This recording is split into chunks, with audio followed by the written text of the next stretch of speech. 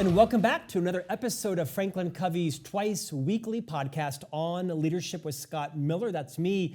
I am your host and interviewer each week on Tuesdays and Fridays, where twice weekly we interview some of the world's most profound thought leaders, creators, innovators, artists, scientists, people that have done sometimes outrageous things or survived unspeakable tragedies that have summoned the courage and the discipline to come on to our podcast and teach you about what they've learned, about what they've lived through, what they've discovered or uncovered in the collective hopes of making you a better leader, making you more effective. Franklin Covey, of course, is the world's most trusted leadership firm. They are the sponsor of this podcast, 6 years, hundreds and hundreds of episodes, both in audio and video format. And today, our guest is an expert on a nuanced but fascinating topic about rituals. He is a Harvard Business School professor.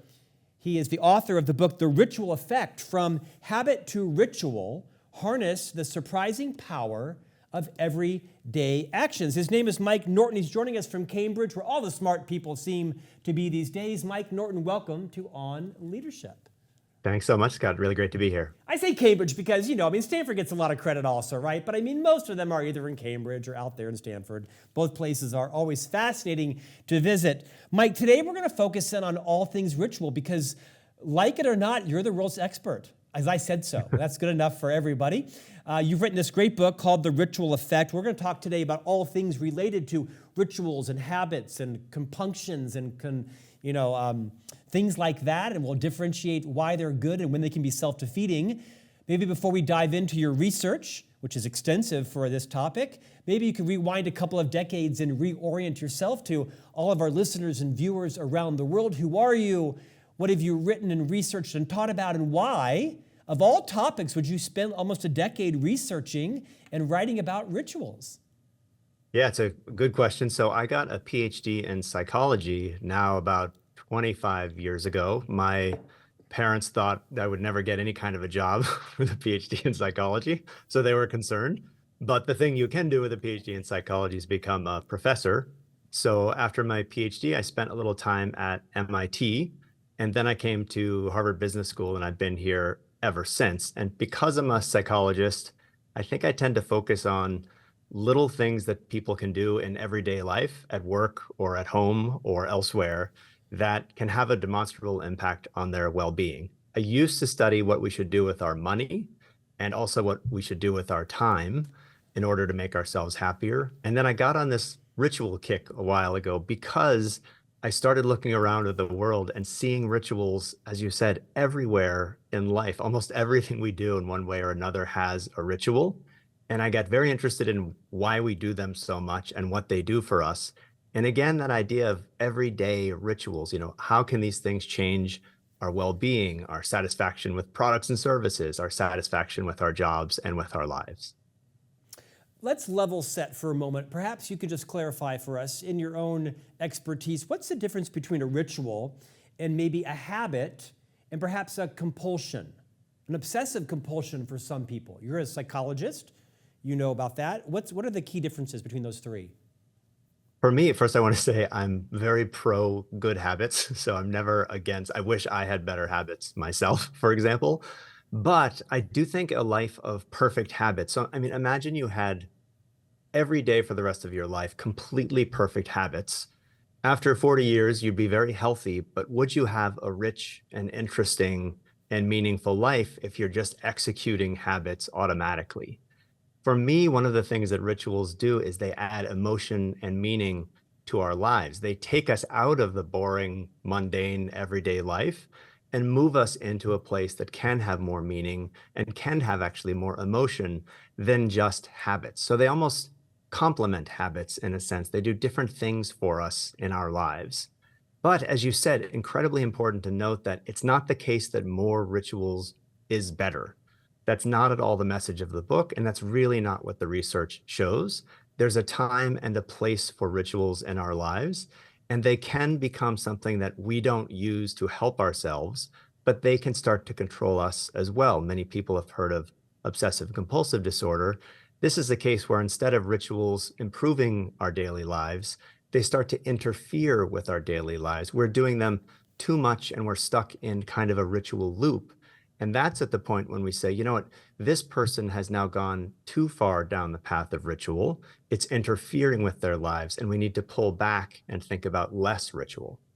Okay, well, we're going to talk more about that because I'm interested to know, do rituals often lead a path into becoming compulsions? I want to talk about that.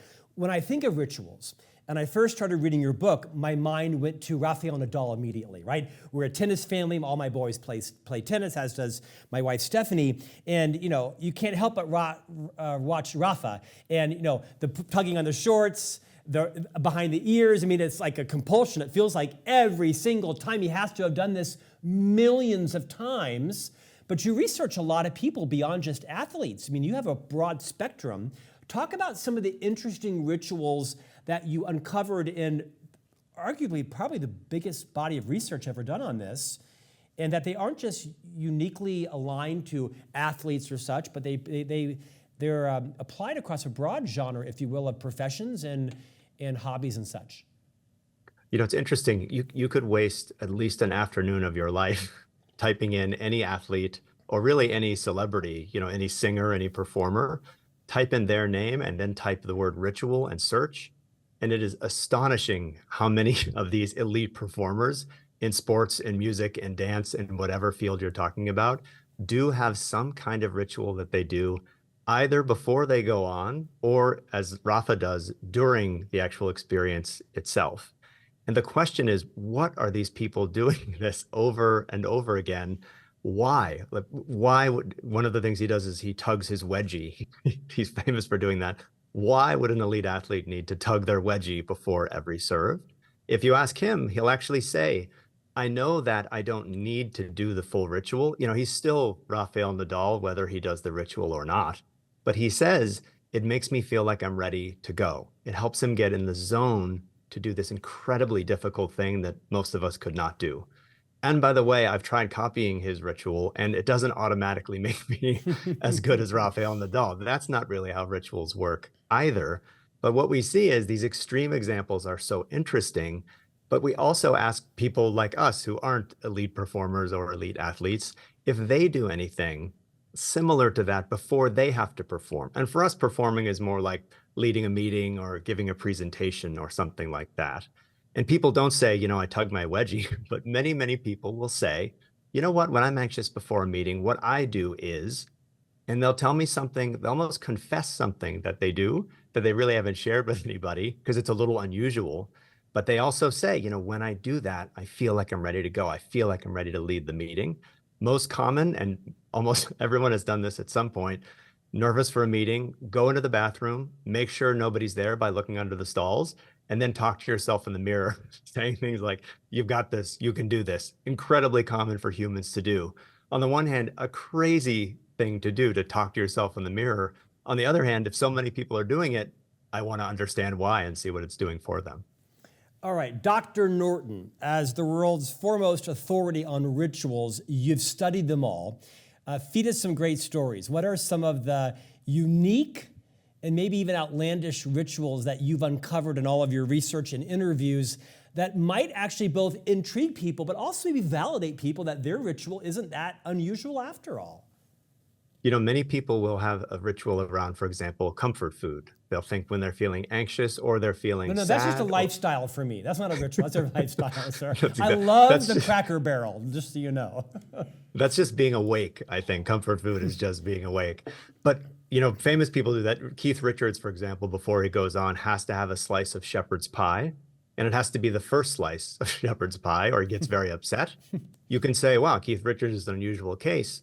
And yet many people tell us, you know what, when I'm feeling down, what I really want is my mom's mac and cheese or this food that I, associate with childhood. We all have we have the extreme examples of the famous people.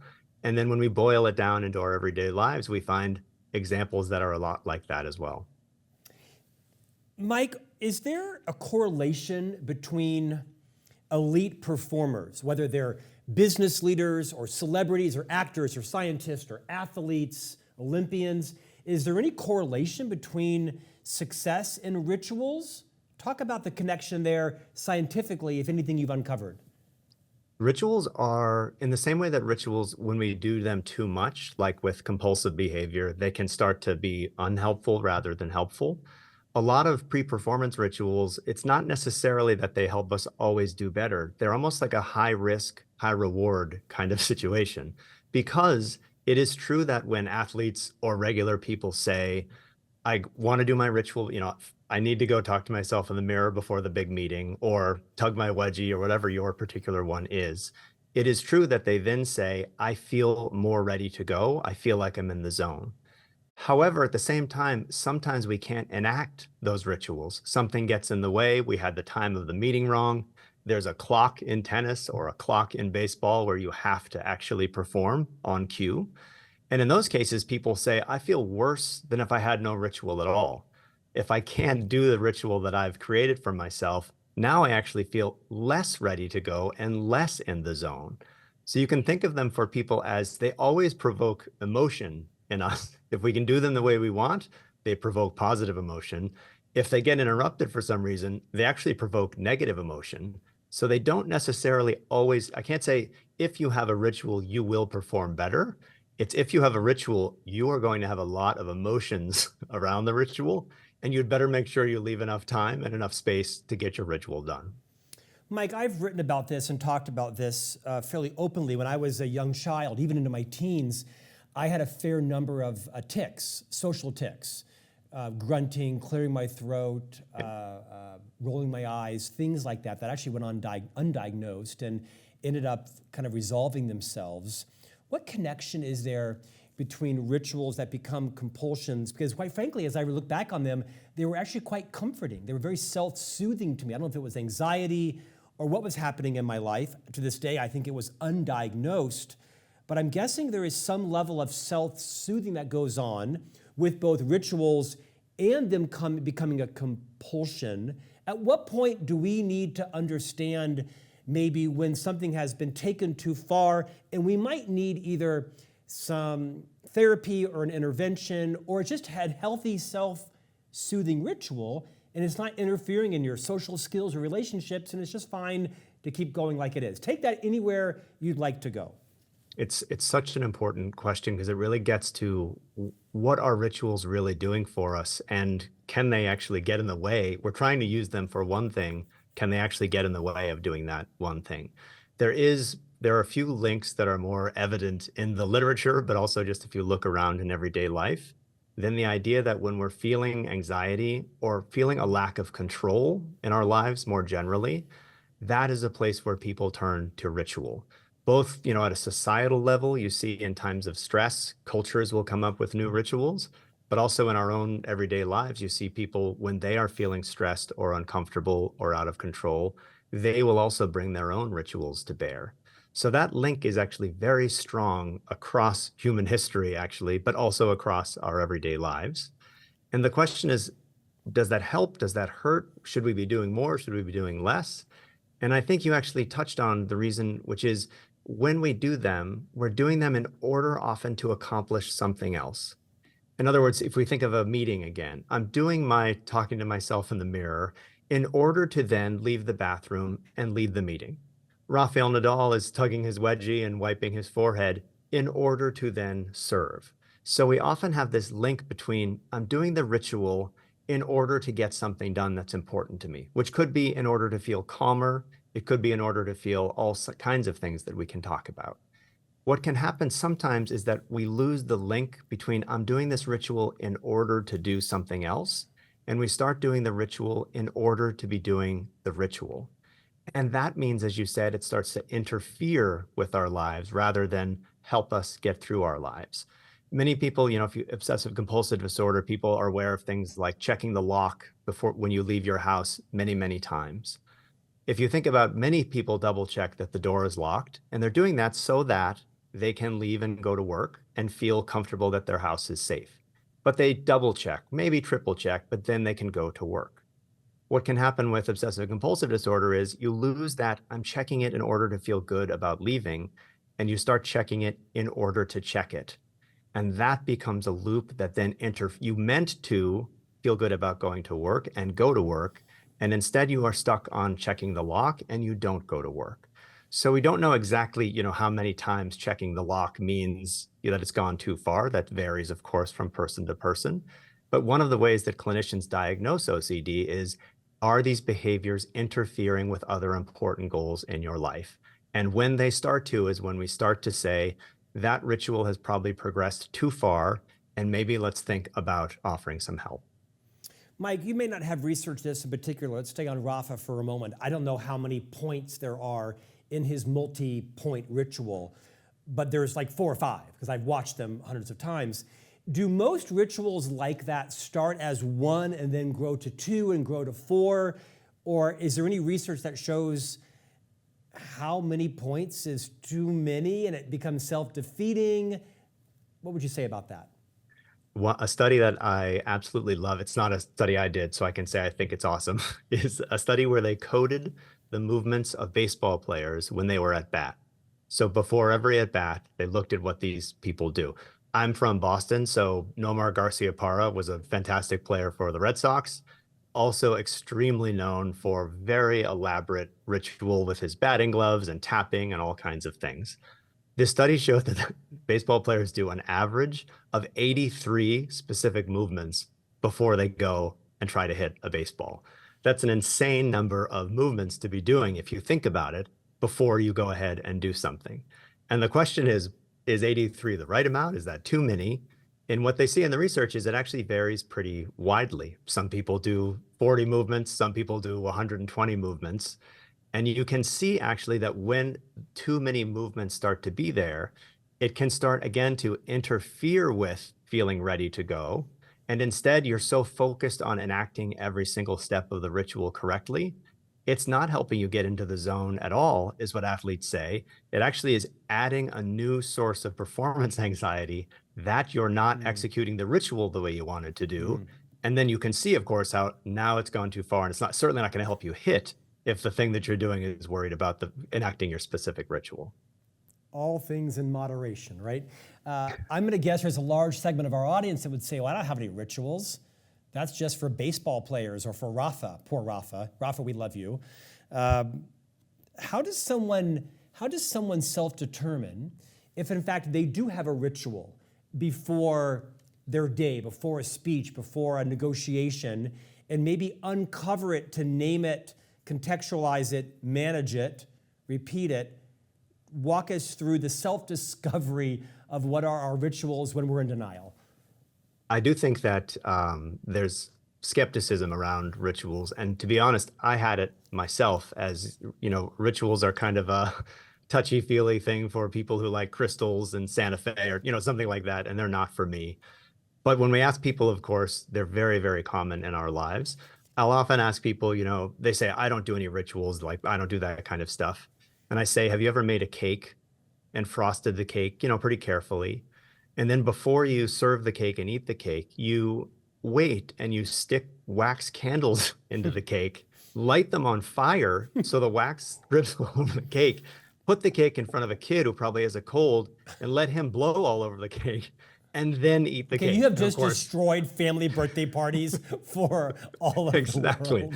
Exactly. And on the one hand, you say, why would we do that to a cake? On the other hand, of course, we know it's a birthday cake, but also we're turning it into something more than just an everyday cake. We're turning it into a celebration of this person and a rite of passage from 6 candles to 7 candles. Now we know you're 7 years old.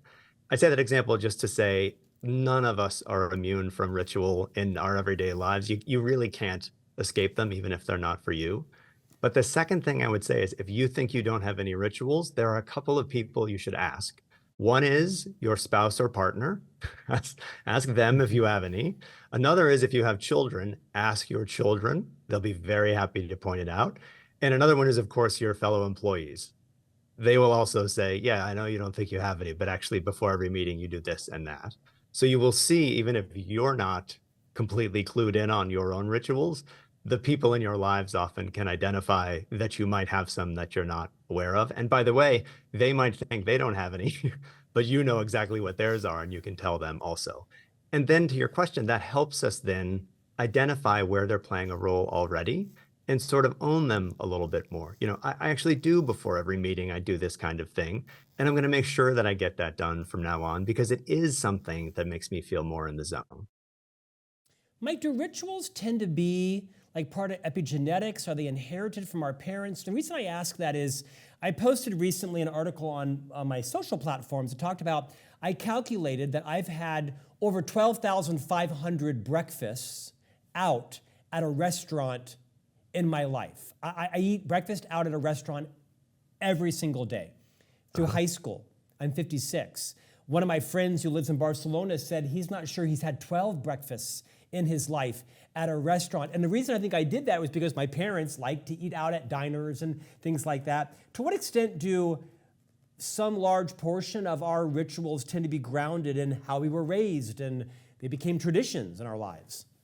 Well, we absolutely see if you think of family holidays, for example, we really see actually that they are passed down within families. So if you think of in the United States, you could think of Thanksgiving as a holiday where families come together and they do a thing that their family has been doing for sometimes decades. And they don't realize that they're doing it actually, that our family does Thanksgiving in a particular way until they go to somebody else's Thanksgiving. So you can, for example, college students, who I teach, will go to a friend's for Thanksgiving and be horrified at what people are doing. Or you may have accompanied your significant other to their family's Thanksgiving and also been horrified at the way they're doing it. And they're doing it perfectly fine. It's just they're eating at 3 o'clock instead of 2 o'clock. And you can't believe that there's a family that would do it in that way. So we do see, in fact, even when we think, yeah, Thanksgiving is just Thanksgiving, we are actually grounded on the Thanksgiving that our parents gave to us, that perhaps their parents gave to them as well. But you do see over time, which is interesting, if you look across generations, you see consistency, meaning that some things are passed down over time, but you also see innovation, that each generation adds new things as well. And that I think is really important because we often think of rituals as, 2,000-year-old things that are fixed and unchanging. And some rituals, of course, are that way. But many of them are things that, yes, they're passed down. Yes, they have history that's important to us. But we're also freelancing all the time with these. We're adding new kinds of pie on Thanksgiving. We're doing all kinds of different things. We keep the core, but we leave ourselves room to innovate and freelance and come up with things that are meaningful to us today. In your book, The Ritual Effect, which is strangely riveting. I mean as a compliment. I hadn't given the topic any thought prior to discovering it, and now I'm sort of fixated on it. Also, in terms of my own parenting style, my own leadership style, and what kind of healthy rituals am I demonstrating to my boys that my wife might think are unhealthy. You dedicate a whole section to rituals and relationships in a chapter about mourning and coping with loss. As I age, in my late 50s now, obviously, people that are my age are seeing high school friends and college friends start to have their lives impacted, and parents of friends, my own, that are at the end of their lives. How do rituals help us to cope and mourn with loss? This is one of the places I think people will naturally think of ritual when they think of loss. Every culture, every religion has something that happens when someone you love dies. It can vary from religion to religion or from culture to culture. It might be one day, it might be 5 days, it might be 30 days. Of course, different cultures and different religions have different practices. But what's in common typically is that when someone that people love dies, the people who love that person gather. That's number one. We just take it for granted that, of course, that's what happens, but it doesn't have to happen that way. It's something actually that humans over thousands of years have decided this is a moment when we need to gather. And of course, what that is doing for us is offering us social support in a time when we need it the very most. During COVID, when people couldn't gather for funerals, they didn't stop having funerals. They did them on Zoom, which wasn't satisfying. Of course, we wanted to be together. But the fact that we did them on Zoom shows how important these things are for gathering us together and getting social support. For many people, practicing their faith in that time of real loss is the most important thing that they need to do. And again, these funerals and rituals are a way for us to practice our faith with people who share that faith with us. At the same time, when we did the research, what we see is when we ask people, think of someone you love who passed away, what did you do? They will often say, there was a official ritual. There was a funeral that lasted for this long and these people came. But then they often said, but I also did this other thing. And I wasn't really expecting to see that actually, but that's what people started saying is, yes, we did that, but what I did was, and people said things like, I listened to my mom's favorite song every morning when I went to work for several months. One woman said, I washed his car the way he used to do every weekend. You can see exactly what people are doing. The funeral is over, but as anyone who's experienced grief knows, grief is not over when the funeral ends. It's with us for a long time. People come up with, again, they innovate and freelance their own rituals that honor the specific relationship they had with that person. And they use those rituals for some period of time while they're still grieving. So it is the case that rituals, not only do we use them in the moment of acute grief, but we keep turning to them actually as we continue to cope with grief over time. Okay, never thought I would ask this question when it came to rituals, but you're right about, in a business context, open floor plans in our lives, right? Tell us why people don't tend to like them. I think there are 10,000 reasons why people don't like open office floor plans for sure. From a business standpoint, of course, they make a ton of sense because, you can save space and all those kinds of things. But most people, when we ask them, hey, when you get to work, what do you do? Many, many people tell us, well, I kind of do this little thing. I like to get my coffee first and then do this and then email and then do this other thing. And then I'm settled in. And they kind of want their own little space to do that. Many people also have something at home before they leave. I have coffee and then I read this and then I do this and then I'm ready to go. But at home, we know we have our own space to do it.